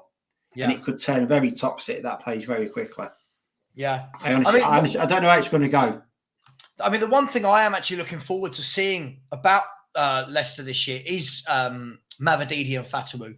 You know, look, yes, it's a step up from the Championship. Of course it is. But from raw ability, I look at both of them and think wingers that, tell me if I'm wrong, wingers that want to beat a man, wingers that want to get on the ball. They want to get the ball into the box. They're brave and they attack. And can they translate that to the Premier League? That's always the question. But I like what I've seen of them two last year. I think the thing with them two is they're not afraid. You know, they might try and beat a man 10 times in a game, but they might only get past him twice. But those 2 times will create. If you give Fatawu and Mavididi the room that you give some other wide players, right, then we could hurt you. Yeah. No, absolutely. But I can't see. But it's what's then in the middle of the box for us to score. We literally haven't got a striker, and that's going to be a problem. I mean, look, I've got out and said, look, I thought we'd beat you 2 or 3-1, and that was before I realised that you didn't have any strikers. I've gone out now and said I think it's going to be 3 or 4-0. The reason being is I just think that when I look at it, it feels like there's a little bit of chaos and you're not quite ready for the season. That's only my opinion. No, you're totally right. You're totally right. However, what I've said is the one concern that anyone can see on my YouTube, I wrote this post yesterday. My one concern is that Spurs do play with both inverted fullbacks. This is my concern every game. And when teams have wingers that want to get on the ball, I can see you guys being really, really dangerous on the break. I can see everyone being dangerous on the break. And Fatawu and Mavididi, for me, will cause us problems if we do not sort that out. Now, whether you'll have enough of the football in a Steve Cooper style of play, I don't know. But is that a massive factor for you, Wayne, going into this season, that you've gone from Maresca, who is very much a student of Pep Guardiola and how he wants to play and keep the ball, to Steve Cooper, who, from what we've seen at previous clubs, I don't know about you, but for what you've seen at previous clubs, is almost the polar opposite to that. So is that going to be a concern for you, his style of football? Kind of yes and no, but what I would say is when I was at games last year, I can't word this, Maresca will either do very well at Chelsea or he will be sacked before Ange. It'll be one of those two. It'll either go one or two ways because he only plays one way and that's it. He will not. If you think your manager's stubborn, he just won't budge. And, you know, he wasn't lucky in the fact that he inherited a good team with the fact that results went for him. You know, we absolutely battered some teams last year that couldn't get near us. But there was also games where we were absolutely shocking. And it was very pedestrian football. It really, really was. I know it's a different level when you'll see for yourself how he plays against Man City today. Yeah. And Chelsea will dominate the ball and have a lot of games this year, but a lot of it will be in front of teams. Right. And when they come up against teams that, you know, from about January last year, every team we played literally said, right, we're just going to put 10 men behind the ball, break us down if you can. And they did to us what a lot of teams do. They just hit us on the break. I don't care, and as a Leicester fan, I don't care how we get results as long as we get them. As long as you stay up. Yeah. Yeah, no, look, I mean, I had you guys down for 18th. I want to talk about that in a minute. And before we do, a couple of super chats here.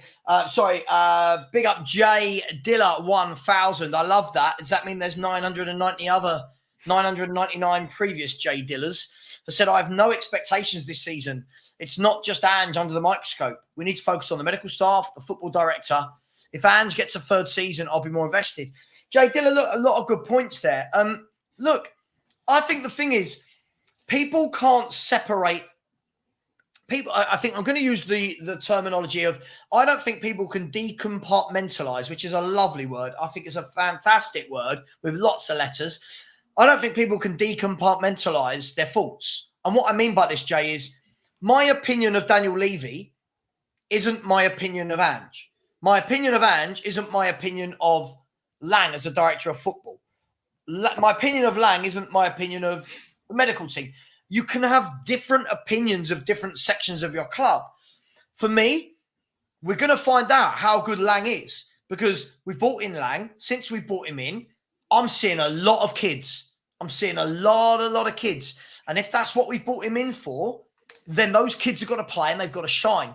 If they don't, you have to go, okay, well, did the manager not want them? Is the director of football and manager on the same page? Because if they don't play, then clearly they're not. So, look, I agree with you. There's a lot to look at, but thank you so much for the super chat. I like that. A nice thought-provoking football comment that isn't just being rude. And Graham Pennant, I love this. You know me, Wayne. You know me. I love this. Savva, didn't realise you never go to games. So how can you talk down to us match-going fans, irrespective? I mean, I'm not talking to match-going fans of our views. That Lee Gunner sits on his sofa too. Graham, first and foremost, Lee Gunner can do what he wants. Lee Gunner lives in Spain. I'm not sure if you want him to fly to the Emirates every Saturday for a game. He lives in Spain. Second of all, it's not that I don't go. I won't go. I won't put money into Daniel Levy's pockets until he changes the way he runs this football club. I had a season ticket for over 20 years, 25 years. I had a season ticket. I've spent thousands traveling the world, going to European games, buying kits, supporting Spurs. I will not give this man money anymore. And you know, the difference is, Graham, I don't support Daniel Levy. I support Tottenham Hotspur. I will not put money into his pocket. The moment Daniel Levy leaves, I will start going to Tottenham games again. Okay? So, Graham, again, I'm not talking down to anyone who goes to games. If they want to spend their money, that's up to them. That's not on me, all right? So, maybe just a bit of growing up to do there. Wayne, I had you down as 18th. Ipswich, for me, I watched Ipswich yesterday. Really difficult to judge because it was the first game. They came out like a house on fire against Liverpool and everyone went, oh, my God, they're really good. We see this a lot from promoted teams. Southampton, for me, I thought looked poor. I think you're the best of them. What I will say about Ipswich is, I mean, I can only go on last season. They never give up. They literally... They completely nutted, and I think with I think a player that's going to surprise a lot of Premiership teams this year, and they've just signed him from Blackburn, is that Sammy Szmodics. He's a very good. He's a very good. He's not saying he's not elite, but he knows how to score. I think Calvin Phillips is a good side. Southampton. I think Southampton will beat a lot of teams because they keep the ball very well, but. They also commit football suicide on the edge of their own box a lot. I personally would love it, absolutely love it, if all three of us stayed up. Can't see it happening. But I don't want us to go down. I love the club. I hope we stay up.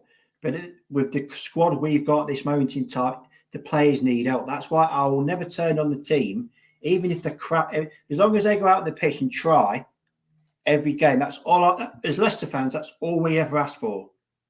As long as the players give their all, then that's fine. We get beat every week. We get beat every week. As long as you try, that's. I think when you lose at football, I think it's the manner in which you beat. If you just lay down and let teams walk all over you, fans won't forgive that. But if you go out there and leave everything on the pitch. Yeah, no, I completely agree with you. First of all, Albert, can you please stop talking about me drinking? It's really weird. Your last 3 posts have been about if I will have beer and get really drunk. I don't drink alcohol anymore. It's so strange. This is a football show. Please stop. I will block you. It's just getting really, really silly now. Look, Wayne, I mean, I find it interesting, right? Go on. It's very hard for me to sort of say how we're going to go. But if you look at what we've got now, yes, we're going to struggle. But I would also say, see where we are at the end of August. You know, we might, we're obviously still after players. So we've just got to, all we can do as a fan base or as a club is just think, let's just see how we get. If we get relegated, it's not the end of the world. Yeah. It's not, if we get relegated, we go down, that's it. It's football. But that I would not change what we've done in the last 10 years. Even if we struggle this year, for what I've seen my club do, I would take that every day of the week. Mate, for sure. For sure. No matter what we want to say about you guys coming up, going down, you've won a league and you've won an FA Cup. You've done more than Tottenham have done in 33 seasons. Whichever way we look at it. Not just Spurs, but obviously I'm a Spurs fan. Leicester have done more in the last decade than Spurs have done in 33 years. Yeah, that's a reality. As I said, we're in a big club. There's, there must be 20 clubs in this country that are bigger than us. There's a couple in the Championship that are big. Leeds are a bigger club than Sunderland are, Sheffield Wednesday are. And that's me being honest as a Leicester fan. It pains me to say even Forest are a bigger club than us. And that really hurts me to have to say that. Yeah. So, we're not a massive club. But would I change where we are at this moment for what I've seen my club achieve in the last year? No, not in a million years. Because I'll always have that. I can say, but I've seen my team do this. Mate, absolutely. By the way, people, for the last 15, 20 minutes of the show, please keep smashing the like button. It really does help. I don't ask for money. All I ask for is that you like and subscribe. We are now only 5 subscribers away from 13.2k. Wayne, 5 subscribers. That's all it is, mate. 5, not even time. 5. Smash that button, please, people. And Wayne, let's move away from Tottenham and Leicester for a minute, shall we? Let's talk about some other clubs. Because when you talk about other clubs, not you, I mean the general you, there's almost like the pressure comes off, doesn't it? And it doesn't really matter what you say because they're not your club. Look, what do you make of this? There's a lot being made about Liverpool. Lots of fans all summer have been, oh my God, they've not signed anyone. They're going to drop off a cliff because Klopp's gone. They play a different style of football under Slot. What do you make of Liverpool? Have they got any real worries about any of the teams catching them into third? Have they got enough to look at the top 2, or are they just going to stay where they are? I think I can't see them finish any lower than third. At the very worst, they'll finish. They've got too many good players and too good a squad. Agreed. Me or you could go in there and get them playing. You just say, just go out there, just go out there and play. You know what you have to do. Yeah. Don't, forget all the training. Just turn up on Saturday, lads. You can have a game. Train yourselves in the week. I think they're too good. But the thing with Liverpool is when they act, they normally act quite big. Yeah. And it normally comes out of absolutely nowhere. Yeah. I think they'll probably sign at least one. I think they'll definitely sign at least one. It's be a big player. Mm-hmm. I think is it Zubimendi was the one that they wanted. Yeah, they wanted him, didn't get him. Yeah. I still think they'll sign at least one, at least two. I think to win. I think whoever's going to win the league is going to have to finish above Liverpool. Of course, yeah. I mean, I've been seeing it all summer, Wayne, where people have been going, "Oh, Liverpool without Klopp." Look, first of all, Arne Slot isn't an idiot, right? No, he's not. An experienced coach. You could see yesterday, and by the way, I don't expect in game 1 that, like, when people go, "Oh my God, I watched Man United and they were lucky," and Liverpool did. I'm not expecting anybody in game 1 to be at their peak and fluid into their formation. Lots of clubs in game 1 as well don't put all their new signings in. They get them in gradually. Look at Villa and West Ham yesterday. They've made loads of signings between them, but yesterday's teams were very much what they were last year, and then they started to introduce players in, right? But I think if you look at the West Ham team, sorry to interrupt you, that started yesterday. Right. I think if you look at, say, the West Ham team, say, by the end of September, it will look very different to what it looked like yesterday. And so will Villa's team. Oh, for sure. You look at the players that West Ham didn't play yesterday compared to what they'll be playing in 5 or 6 weeks.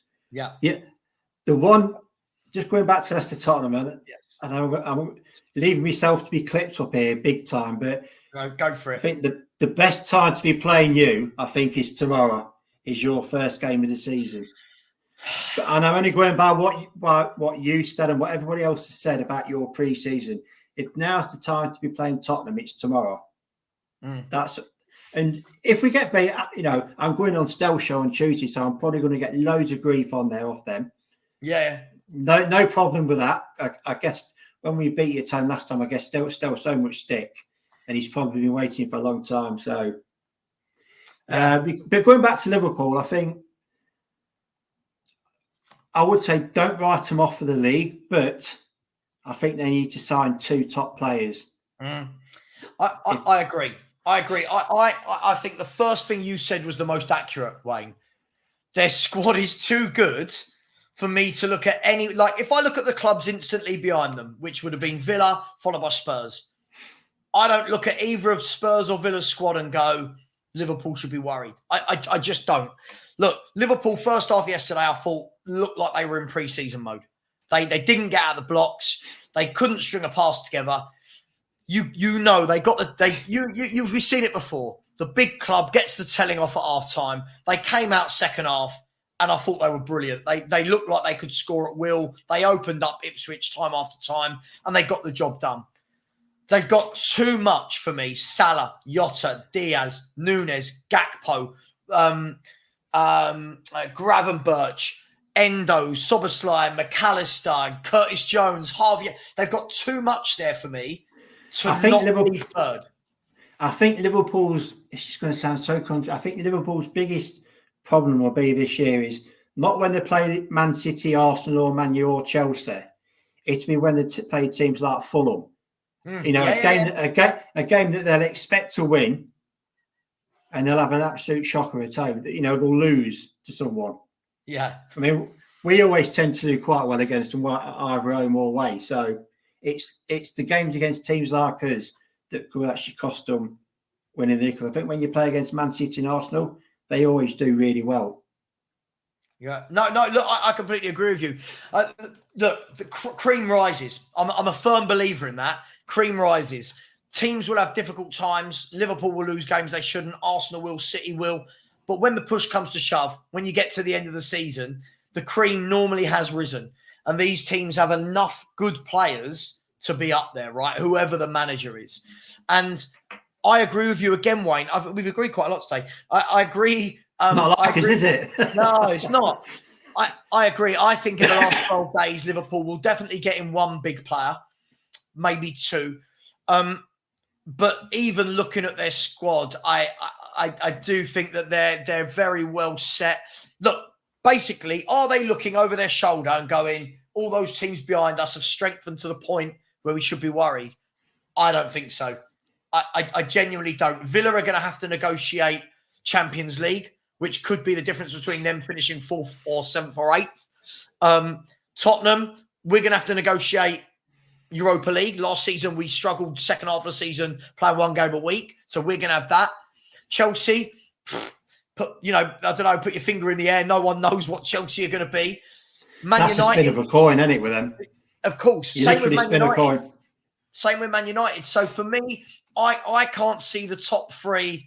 I might be wrong. I don't see anybody breaking into that top 3 for a long time, if I'm brutally honest, until we see the outcome of Liverpool with their contract situation. Salah, Van Dijk, Alexander-Arnold, Alisson. Now, it looks like they've already got the Alisson backfill in Mamardashvili, who they've signed and loaned out.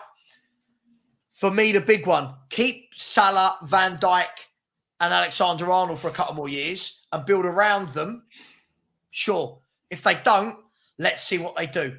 But as it stands, Wayne, I can't see anyone breaking that top 3 other than the 3 that are there. I just can't. Yeah, I think the 3 that will finish down at, for the 4th place.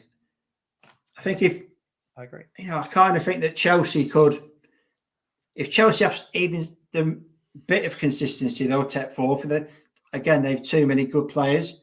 But I would also say my dark horse, because they've only got 1 game a week, would be Newcastle. but a lot depends on they've got to have a lot of luck with injuries. But I think Newcastle going forward on the day they can beat anyone. Yeah. I think you guys will finish anywhere between 4th and 8th. It's be one of those. Yeah, I mean, look, I can't see it being 4th. I just me being honest, but mate, I agree with you. Look, when I put my prediction up for the tape for the league, right, and I'll show you again. I caveated this massively and said 4th, 5th, 6th, 7th, 8th, 9th. Those 6 in there, you could toss a coin in the air. I don't know. I genuinely don't know. When I look at West Ham could click and be brilliant. Newcastle could get Gueye in, Botman back fit, and they don't concede a goal and they're brilliant. Villa have got a very good squad. Who knows what they're going to do? Spurs, we could click, have no injuries, be absolutely brilliant and come 4th. Chelsea, Man United, we don't know, but I find it really difficult amongst that 4th to 9th to actually say they're nailed on. Do you know what I mean? I just feel that there isn't much of a gap between all of those clubs at the moment. I think you've got your top 10s pretty much set for how you've got them. I think Palace might surprise a few teams this year. I really like their manager, Dick Glasner. I love their manager, and I think the fact that even at this moment they've kept Eze. I think Mateta suddenly has become a very good striker from absolutely out of nowhere. Be interesting to see what he does this year, won't it? It'll be very interesting to see if he can do it over the course of the season. But he looks like a real awkward bugger to play against, does Mateta? He's a big lad. Awkward. Yeah. He's a big, and I think when you look at his size, you think, well, he can't be any good, but I think his control is really good. He's going to be good in the air because he's about 6'4". But I think he's a good finisher as well. He doesn't seem to miss many chances. So, yeah. But when people saying what makes me think Chelsea will finish 5th, what evidence? Look, last year I just thought they were on a really good upward trajectory. Yes, it was a different manager, but they were. When Chelsea started to get everybody fit, they went like that. They lost two of their last 20 games of football. They reached a cup semi-final and a cup final. Right? Their form over the last 30 games of the season would have seen them finish 4th. I just think on that trajectory, but it's all going to be about how does Maresca do, right? I think Chelsea have got a lot of forward options. They've got goals in them. I think their midfield, when it settles down with Caicedo and Fernandes now having had a year together, I think is good. If you actually look at their midfield last year, Wayne, whether you like Chelsea or not, when they had Caicedo, Fernandes and Gallagher as the third one, their form went like that. They settled really, really nicely, whether we like it or not. That's why I think they'll finish 5th. But again, they might sack Maresca and go into 3-4. I don't know. I really don't know who's going to finish where. I think the thing with Chelsea is that I think if they can keep, is it Nkunku fit? Because I think he's a very good player. Yeah. I think he could easily get Neto, Nkunku, Cole Palmer. Again, is Osman going to join Chelsea? If they do that, that's a lot of goal options there. And then you've still got Sterling, Nico Jackson, Mudryk, Madueke. I know some of them will leave, but that's a lot of options. It's a lot of goal-scoring options. So we'll see. And they'll be able to rotate, Wayne. They'll be able to rotate in the Conference League. Yeah.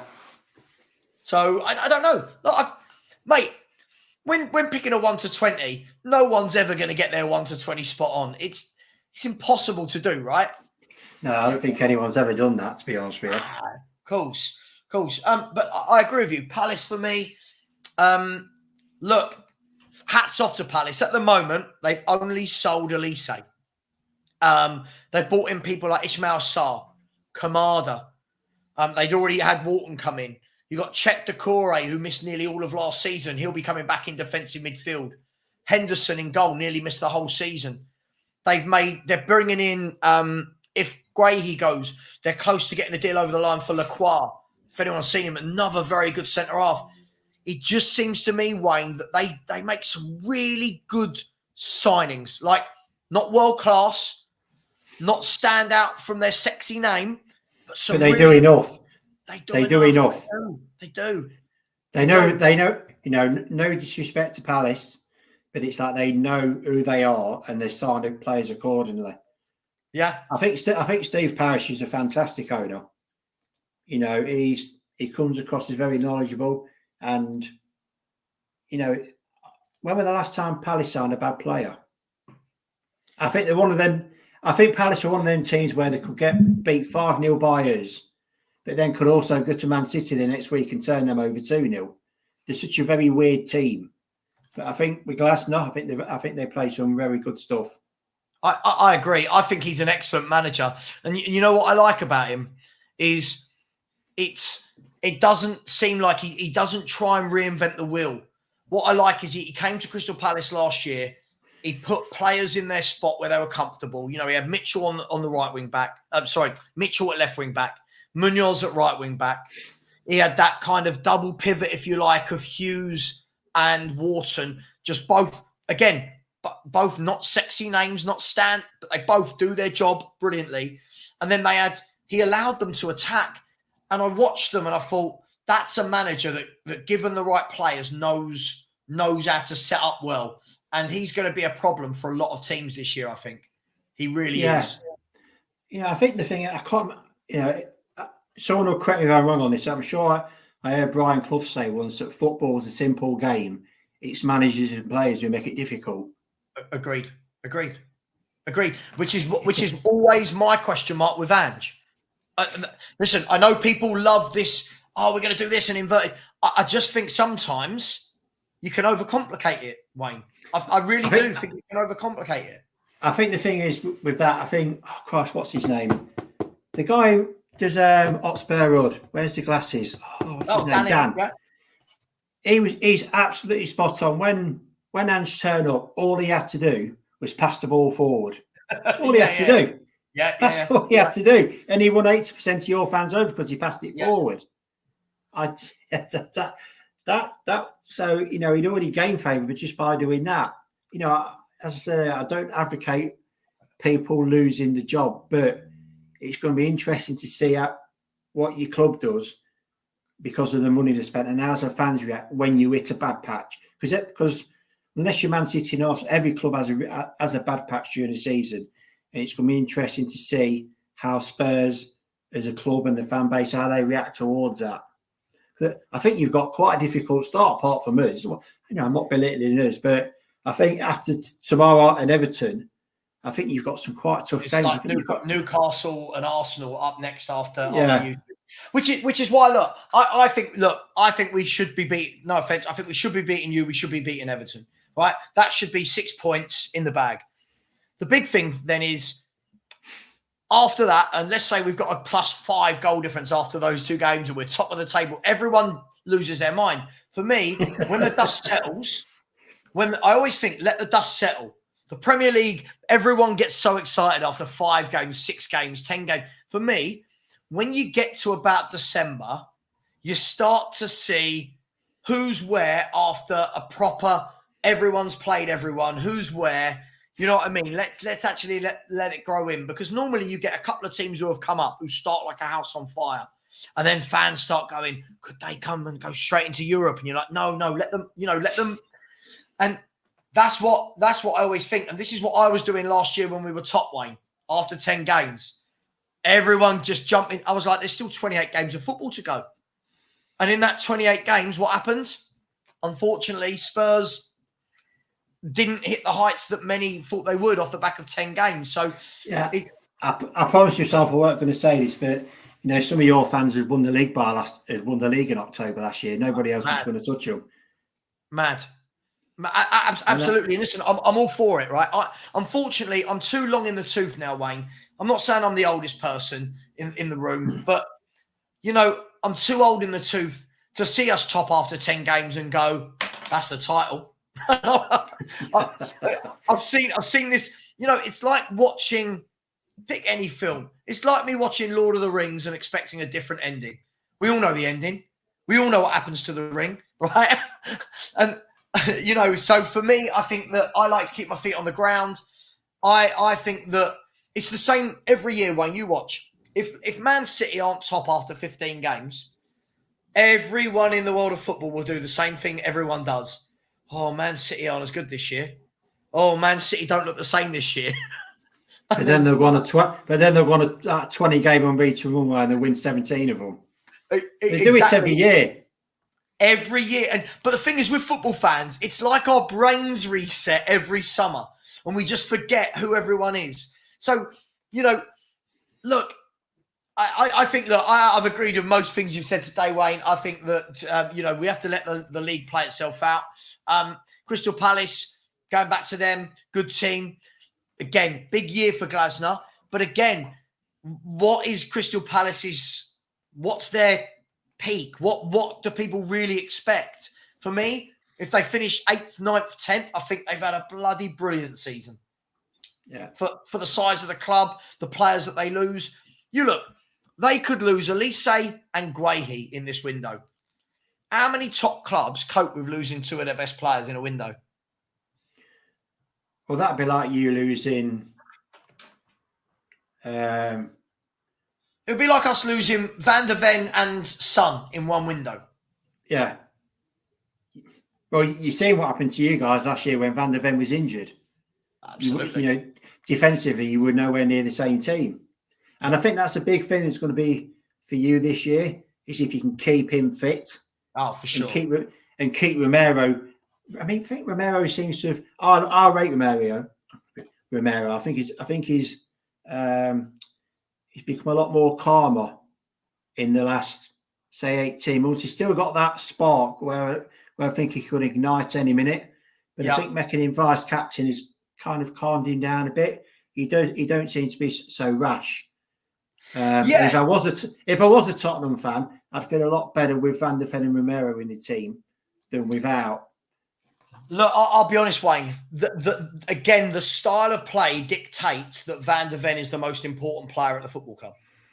And people can say whatever they want. Oh, I prefer Romero. I prefer Van der Ven. For me, I don't even think it's about who you prefer.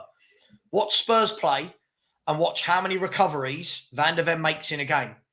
You take that out of the team, there's no one there that can do it. Our entire system revolves around one player staying fit. So all the people that said last year, oh, Romero was out, I think he had like 2 games injured or 3 games injured all season, and the rest was suspensions, right?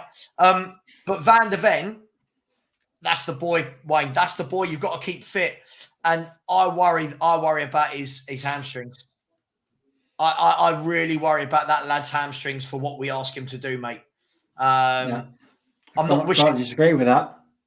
I'm not wishing hamstring injuries on anyone, but you see him at full sprint trying to catch up with forwards who have got him behind us, and you go, "Oh, please don't pull up! Please don't pull up!" But you eradicate that. If you just play 10 yards further back, you completely and utterly eradicate that problem. Yeah, I completely agree. Seems very odd. I agree. Listen, I think Van der Ven's a wonderful footballer, not just a wonderful defender. I think he's a wonderful footballer. He's very cool, calm, composed on the ball. I think he's got a very good football. He's got a really good football brain. Brilliant football brain. Yeah, you can just see it. I really like Van der Ven. He's the one. I mean, you could say Romero as well. I'm just so worried that in the next couple of years, if we don't actually start buying ready-made players for now, I truly believe that players like that, in a world where there aren't millions and millions of brilliant centre-halves, people will come knocking, Wayne. Well, I said that to you earlier, didn't I? That if the club don't buy now players, they're going to, because it's human nature, you're going to say, well, hang on a minute, why would I stay here? I'm not winning anything. Yeah. All my mates are winning everything all around Europe. Why would I want to stay here? Yeah.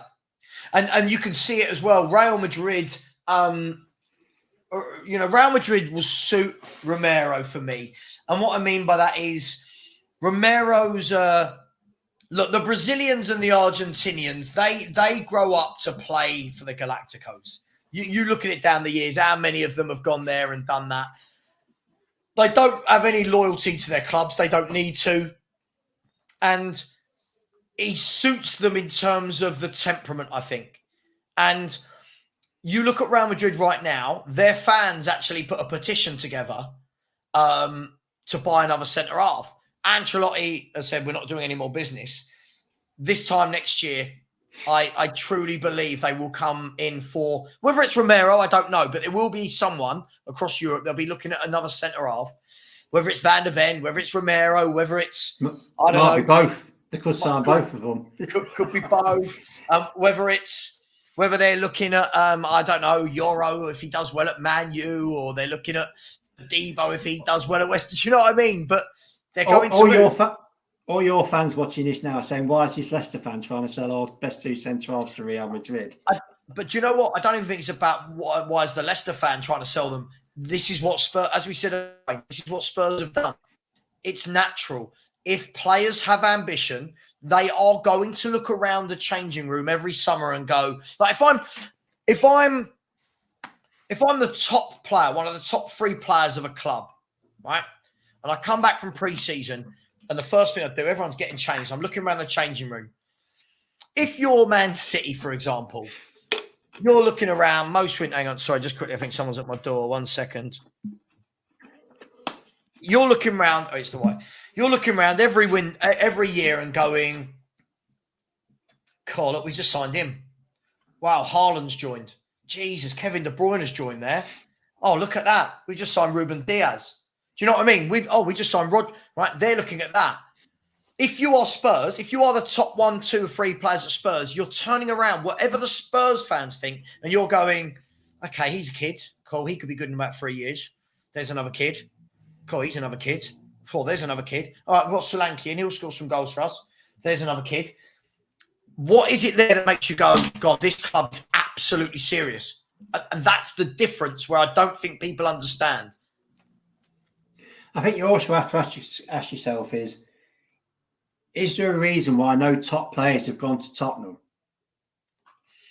You know, whether you've tried to buy them or not, but if you're a top player, you'll be looking at you thinking, well, why would I go there? I'm not being disrespectful here, but it's like last summer you signed Maddison. Now, Maddison would have wanted to go supply Kane. But he signs on the Friday and Kane sods off 2 weeks later. Yeah. So, you know, it's kind of... He would have known that, though, Wayne. He would have known Kane was going. I think... Look, I hear you, and I think that's the level. Maddison's not quite at the big level. He's not at the Man City playmaker level. But I agree with you in terms of whether Spurs have tried to go for them or not. This is what we were told we were going to get when we moved stadium. We were told that we would compete. We were told that we would get those players in. But we haven't. And other players will look around, and Son has to be the exception to the rule. Son is the exception to the rule, Wayne. He's the one that stayed. He stayed and stayed and stayed. Whether or not bids have come in, we don't know for definite, but he's stayed. And unfortunately, when his career ends at Spurs, he's going to look around and go, what did I win? And he said the other day, he was asked in an interview, are you a Spurs legend? And he said, no, I've not won anything. And he's right. And that, you know, I agree. But look, Wayne, it's been an absolute pleasure. Thank you so much for coming on. I've really enjoyed your insight. Give me a score prediction to round off the show. Score prediction for tomorrow night. Leicester City at home to Tottenham Hotspur. My head says 2-0 to you. My heart says 1-1. Okay. Head and heart. Yeah, always at loggerheads. I think we will lose, but I'd love us to draw. I'd cut my arm off now for a draw, but I think we'll lose. But bring up to Jack Dickey. Subscribe just to leave this comment. I'm 20 minutes in and you're the most negative bloke. I don't know why. I said I think Spurs will finish anywhere between 8th and 4th. I mean, I don't know what's negative. Maybe you think Spurs are going to win the league. Thank you for subscribing just to leave that comment. How very weird.